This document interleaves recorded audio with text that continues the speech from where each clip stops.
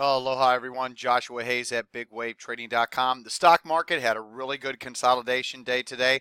We continue to run right into those downtrend lines on a lot of the major averages. So as long as that's the case, I'm going to focus on SPY puts intraday. Really quick, it was a successful day with the SPY puts today. This is incorrect. You'll see here the high is 97.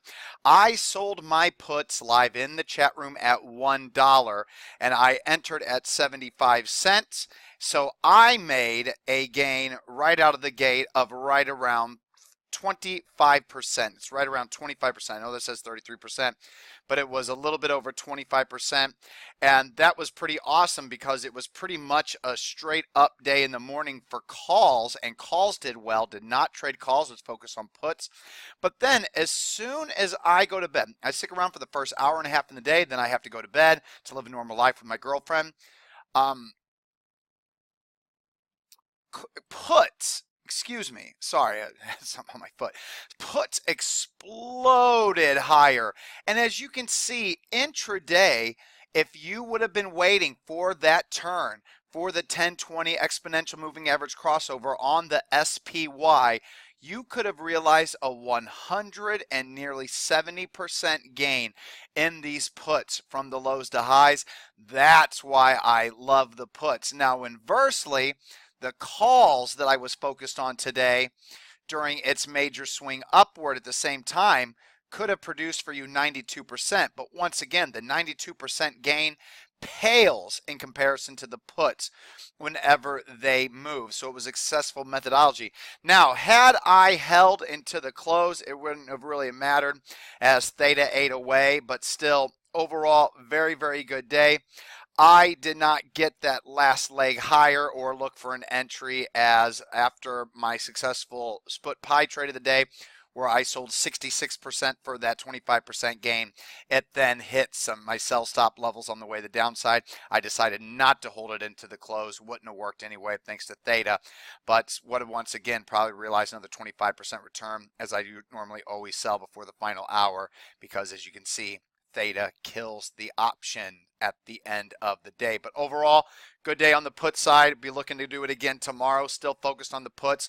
The best news from the market today is that the Russell 2000 actually followed through on its breakout. Extremely, extremely, extremely impressive. It did not pull back immediately. I now believe that resistance should now become support. This red line here, this 50-day moving average here, the 20-day and 10-day moving average there. So we'll see if that's the case. Now that that's above resistance, it should act as support. Sell signals intraday. Roy T, 50%. 50% of what I have left goes below today's low a day. My final stop is right there. HCM, 50% of what I have left goes right there. My final stop is right there. Sale, 50% end of day signal. I am already out. I was shaking completely out intraday 2 sessions ago. 50% should be at these lows, and your final stop should be here. I was a little too tight, too cute. We'll see if that costs me later on. EC, 50% sell signal with the closing below its 20-day moving average on above average volume. I do not have half of my stops here, but this low, and this low. So these 3 levels, I have 50% of what I have left at EC there. So for right now, basically 50% is here. Now, if EC confirms today's move and closes lower, closes below this low on above average volume, I'll be moving half up probably to this low right there, and then I'll keep the stops going back here on all thems. Also, Cassie closing below the 20-day moving average on below average volume, but it's closing below a key support level. So technically, that's a 50% sell signal, especially since it's trying to erase all the previous gains. So you have to obey that. Me, gonna keep everything normal since it's below average volume. I think I have 7 stops on the book. I'm turning them into 8 and placing an 8th right here. But technically on an end of day basis, it's supposed to be 50%, but I was already knocked out of some here, knocked out of more here. So I've already partialed out of Cassie already before today. And then the only full sell signal, ARL, confirmation close below the 50-day moving average following a rollover below the 50-day moving average on above average volume with it losing max green bop. That is a 100% full sell signal. The add signal was there. The new signal, the new long signal was there. Now, 1, 2, 3, 4 new long positions and an add signal. The highest quality signal is NEWR. This is Perfect Speculator Can Slim, confirmed in my price volume BOP surge scan. It's extended from the 20-day moving average, so I have to reduce it in half. Should have been a 2% signal, so I will be putting 1% of my account capital in this. 90-13 limit order. First cut loss 84.76. Final cut loss, the gap fill right here, this high 79.08. Then JYNT, this will be 1.5% of my capital because it's not extended. Perfect speculator stock and confirmed in my price volume BOP surge scan. So 1.5% of my capital into JYNT. Limit order for JYNT, 745, the high of the day. First stop level for me, 709, then 684. But I got to be honest with you guys, I might try to get real cute with this thing.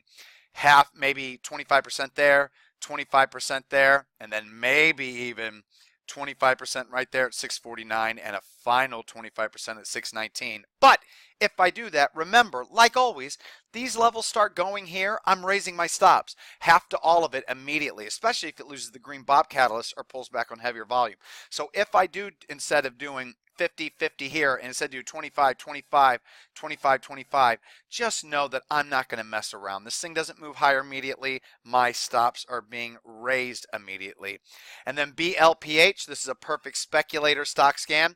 I like this longer term chart pattern from the February lows, so that's why I don't mind going long this stock since it's extended from not only its 20-day moving average, but its 10 and 5-day moving average.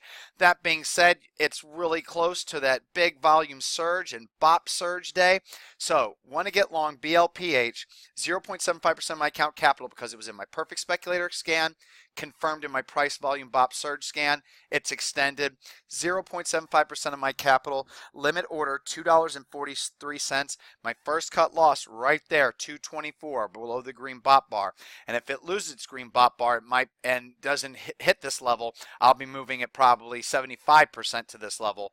But for now, that'll be where 50% is. The final 50% will be right here at 212. And then before I go to my last long position, I want to go to the add signal. MODN, Can Slim quality long position. Long Can Slim quality stock, excuse me. It's already a long position, but I have very few shares left. 10 shares total left of MODN. So this is an add signal. It was confirmed in my price volume BOP surge scan. Love the BOP and volume green surge. Love the pocket pivot point signal. It builds a hammer right off the 50. Going long, since it's an add signal instead of 1.5% of my capital, 0.75% of my capital, limit order 18, first cut loss level 17, final cut loss level on the add 1660. Now I, once again, might decide to get super cute. A quarter here, a quarter there, a quarter there, and a quarter there. But that same theory applies as it does for JYNT. Any of these levels start going before the other one comes into play, I'm moving up all of my stops, half to at least all. And then the final long position is different. Now, really quick, I want to show you something. INSP. Whenever I went long INSP on this day, it looked like this, and somebody was like, somebody that wasn't quite educated towards why I love IPO stocks so much, wasn't quite sure why I was taking the stock long since it's a new issue. When new issues look like this, when there's these kind of hammer candle patterns and open body bars and a nice U-shaped breakout immediately, especially with volume higher than the session before and the volume declining since that first day, that's always going to be a long position for me. And as you can see, INSP worked immediately. Now, a similar situation, but not quite the same setup. LASR. You can see, boom, big first day, closing near the highs, huge volume. Pulled back, lighter volume each day, then restarted the uptrend on heavier volume. It's now starting to basically consolidate on lower volume, and you can see the green volume bars are taller than the red volume bars.